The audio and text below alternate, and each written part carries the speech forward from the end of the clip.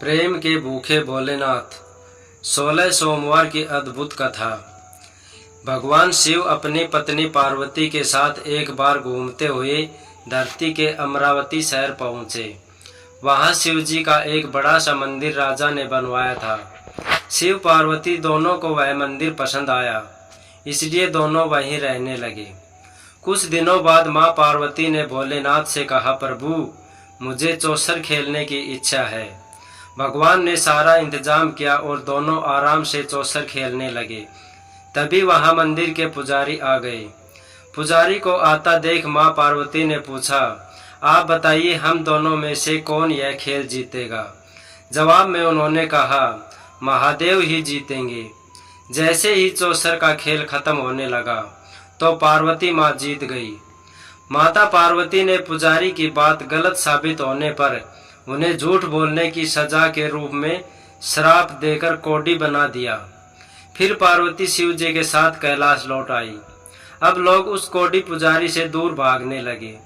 राजा ने भी उसे मंदिर के कार्य से मुक्त करके किसी दूसरे ब्राह्मण को मंदिर का पुजारी नियुक्त कर दिया। कोढ़ी पुजारी भी उसी मंदिर के बाहर बैठकर अपने लिए भिक्षा मांगने लगा। कुछ दिनों बाद उस मंदिर में स्वर्ग से अप्सराएं आई।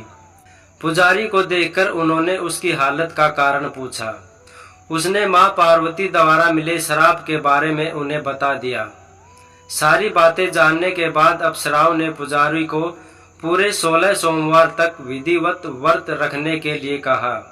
पुजारी को इस पूजा की विधि नहीं पता थी, तो उसने अप्सराओं से इसके बारे में पूछा। उन्होंने बताया कि हर सोमवार को सूर्योदय से पहले उठना होगा, फिर नहाकर साफ कपड़े पहनने के बाद गेहूं के आटे से 3 अंग बनाना। उसके बाद घी से दीप जलाते हुए गुड़ बेलपत्तर अक्षत नवैद फूल चंदन जनेऊ लेकर संध्या के समय सूर्यास्त से पहले प्रदोष काल में भोले बाबा की पूजा करना। पूजा करने के बाद 1 अंग शिव शंभू को अर्पण करना और 1 खुद ग्रहण करना। उसके बाद बचे हुए अंग को आसपास के लोगों में प्रसाद के रूप में बांट देना। इस तरह पूरे 16 सोमवार करने के बाद 17वें सोमवार को आटा लेकर उसकी बाटी बनाना, फिर उसमें घी के साथ गुड़ डालकर चूरमा तैयार करना। इसका शिवजी को भोग लगाकर इसे आसपास मौजूद सभी लोगों को प्रसाद के रूप में बांट देना। इस तरह से व्रत करने से भगवान शिव तुम पर प्रसन्न होकर कोढ़ की समस्या को दूर कर देंगे। ये सारी बातें बताकर सभी अप्सराएं स्वर्ग लौट गई। उनके लौटने के बाद पुजारी ने हर सोमवार को विधिवत व्रत और पूजन किया। 16 सोमवार पूरे करने के बाद 17वें सोमवार को सबको प्रसाद बांटते ही उसके कोढ़ की समस्या दूर हो गई।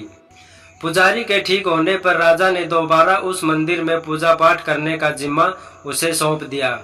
होते होते एक दिन दोबारा भोलेनाथ अपनी पत्नी पार्वती जी के साथ उसी मंदिर में पहुंचे। पार्वती जी ने जब देखा कि वो कोढ़ मुक्त हो गए हैं तो उन्होंने पुजारी से पूछा कि ऐसा कैसे हुआ। जवाब में पंडित ने उन्हें 16 सोमवार व्रत करने की अपनी कथा के बारे में बताया। पुजारी की बात सुनकर माता पार्वती काफी खुश हुई। उन्होंने भी 16 सोमवार व्रत रखने की ठान ली। इसके लिए माँ पार्वती ने पुजारी से पूरी विधि जानी और अपने नाराज बेटे कार्तिकेय को वापस पाने के लिए नियम से व्रत करने लगी। 17वें सोमवार को जब उन्होंने सबको प्रसाद बांटा तो उसके कुछ क्षणों बाद ही कार्तिकेय लौट आया।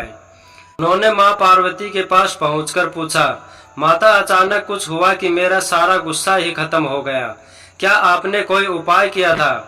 जवाब में पार्वती जी ने 16 सोमवार के व्रत की कथा सुनाई। यह सुनकर कार्तिकेय को भी 16 सोमवार का व्रत करने का मन हुआ, क्योंकि वो अपने मित्र ब्रह्मदत्त के दूर जाने से दुखी थे। माता पार्वती से 16 सोमवार व्रत की विधि जानकर उन्होंने परदेश गए अपने दोस्त ब्रह्मदत्त की वापसी की मनोकामना के लिए व्रत शुरू किया। पूरे 16 सोमवार व्रत करने और उसके विधि विधान से समापन करने के कुछ ही दिनों बाद कार्तिकेय का दोस्त लौट आया। वापस आने के बाद ब्रह्मदत्त ने कार्तिकेय से पूछा, आखिर ऐसा क्या किया तुमने कि मेरा मन बदल गया? मैं बिल्कुल भी वापस आना नहीं चाहता था, लेकिन एकदम तुम्हारा ख्याल आया और मैं लौट आया। कार्तिकेय ने भी अपने दोस्त ब्रह्मदत्त को 16 सोमवार व्रत की महिमा के बारे में बताया। इसके बारे में जानने के बाद ब्रह्मदत्त ने भी व्रत रखना शुरू कर दिया। व्रत खत्म होते ही वह अपने दोस्त कार्तिकेय से विदा लेकर यात्रा पर निकल गया। दूसरे नगर पहुंचते ही ब्रह्मदत्त को पता चला कि राजा हर्षवर्धन ने अपनी बेटी गुंजन के विवाह के लिए स्वयंवर रखा है। राजा की प्रतिज्ञा है कि उसकी अथिनी जिस भी लड़के के गले में माला डालेगी वही उसकी बेटी से विवाह करेगा। उत्सुक होकर ब्राह्मण भी महल पहुंच गए। वहां कई सारे राजकुमार थे। उसी वक्त अथिनी ने अपने सूंड में माला उठाई और ब्रह्मदत्त के गले में डाल दी। राजा ने अपनी प्रतिज्ञा को पूरा करने के लिए ब्राह्मण ब्रह्मदेव से अपनी बेटी का विवाह करवा दिया। शादी के बाद ब्राह्मण से उसकी पत्नी ने पूछा, आखिर आपने ऐसा कौन सा अच्छा कार्य किया था कि अथिनी ने सबको छोड़कर आपको मेरे लिए चुना। ब्रह्मदत्त ने उसे 16 सोमवार व्रत के बारे में बताया। राजकुमारी ने यह सब जानने के बाद अपने पति से विधि पूछकर व्रत करना शुरू कर दिया। व्रत के समापन के बाद उसे एक सुंदर सा बेटा हुआ जिसका नाम गोपाल रखा गया। गोपाल जब बड़ा हुआ तो उसने अपनी माँ से पूछा, आखिर मैं आपके ही घर पैदा क्यों हुआ? कौन सा शुभ कर्म आपने किया था? गोपाल को उसकी माँ गुंजन ने 16 सोमवार व्रत कथा सुनाई। गोपाल ने भी शिव भगवान की महिमा जानने के बाद बड़े से राज्य को पाने की चाह में 16 सोमवार व्रत रखना शुरू कर दिया। व्रत पूरा होते ही एक दिन पास के ही राजा को गोपाल पसंद आ गए। उन्होंने अपनी बेटी मंगला से उसकी शादी करवा दी। कुछ ही दिनों बाद उस राजा का देहांत हो गया। अब गोपाल ही पूरा राज्य संभालने लगा। गोपाल ने भगवान शिव को धन्यवाद कहते हुए दोबारा 16 सोमवार का व्रत रखा। इसके समापन के दिन उसने अपनी पत्नी से सभी सामग्री पास के शिव मंदिर तक पहुंचने के लिए कहा। मंगला ने खुद जाने के बजाय पूजा की सामग्री कुछ सेवकों के हाथों मंदिर तक पहुंचा दी। उसी दौरान आकाशवाणी हुई, राजन, तुम्हारी पत्नी ने 16 सोमवार व्रत का आदर सम्मान नहीं किया। अब तुम उसे अपने महल से तुरंत निकाल दो, वरना तुम्हारा सब कुछ खत्म हो जाएगा।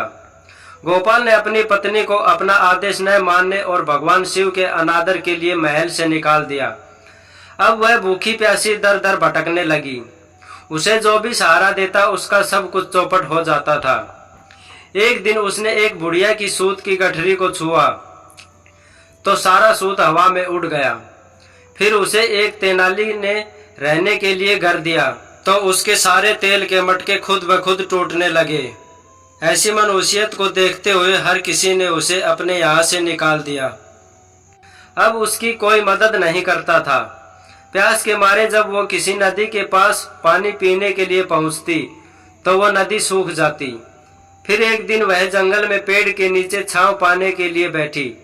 उसी वक्त वह पेड़ सूख गया। देखते ही देखते सारे हरे भरे पेड़ सूखने लगे। कुछ देर बाद वो एक तालाब में पहुंची। वहां का पानी जैसे ही उसने छुआ उस पर कीड़े पड़ गए। यह सब देखकर वो हैरान हो गई और उसी कीड़े वाले पानी को उसने पी लिया। भटकते भटकते एक दिन रानी पुजारी के पास पहुंची। उसे देखकर पुजारी समझ गया कि इसके साथ कुछ सही नहीं चल रहा है। उसने रानी को मंदिर में ही रहने की इजाजत दे दी। रानी मंदिर में सब्जी या फल को हाथ लगाती तो वो सड़ जाते, आटे को छूती तो उसमें कीड़े पड़ने लगते, पानी से बदबू आने लगती। यह सब देखकर पुजारी ने कहा, लगता है तुमसे कोई बड़ा अपराध हुआ है जिससे नाराज होकर देवताओं ने तुम्हें दंड दिया है। इस बात के जवाब में रानी ने पुजारी को शिव की पूजा करने के लिए सामग्री से जुड़ी पूरी कहानी बता दी। यह बात जानने के बाद पुजारी बोले, तुम कल से ही 16 सोमवार का व्रत करना शुरू करो। इससे प्रसन्न होकर भोलेनाथ तुम्हें माफ कर देंगे। पुजारी से 16 सोमवार की विधि समझने के बाद अगले ही सोमवार से रानी ने व्रत रखना शुरू कर दिया। पुजारी उसे हर सोमवार को व्रत कथा भी सुनाते। 17वें सोमवार को जैसे ही रानी अपने व्रत का समापन किया वैसे ही राजा को अपनी पत्नी की याद आई। उन्होंने अपने सेवकों को उसकी खोज में भेजा और घर वापस लाने का आदेश दिया। सैनिकों को जब पता चला कि वो मंदिर में रह रही है तो उन्होंने रानी को अपने साथ चलने की प्रार्थना की। तभी पुजारी वहां पहुंचे और सैनिकों को वापस महल लौटने के लिए कहा। राजा को जब पता चला कि उसकी पत्नी मंदिर में है तो वो उसे लेने के लिए वहां पहुंचे। उन्होंने पुजारी से माफी मांगी और सब कुछ बताया। पुजारी ने भी कहा कि ये सब भोले का प्रकोप था, आप अपनी पत्नी को ले जाइए। राजा और रानी के महल पहुंचते ही वहां खुशियां मनाई जाने लगी। खुशी के मारे राजा ने पूरे नगर में मिठाई बंटवाई और ब्राह्मणों व निर्धनों को खूब दान दिया। अब रानी महल में भगवान शिव की पूजा और 16 सोमवार का व्रत रखते हुए खुशी खुशी रहने लगी। इस कहानी से हमें यह शिक्षा मिलती है कि कहे गए कार्य को ठीक ढंग से करना चाहिए, खासकर पूजा अर्चना को, अन्यथा नकारात्मक परिणाम भुगतने पड़ सकते हैं।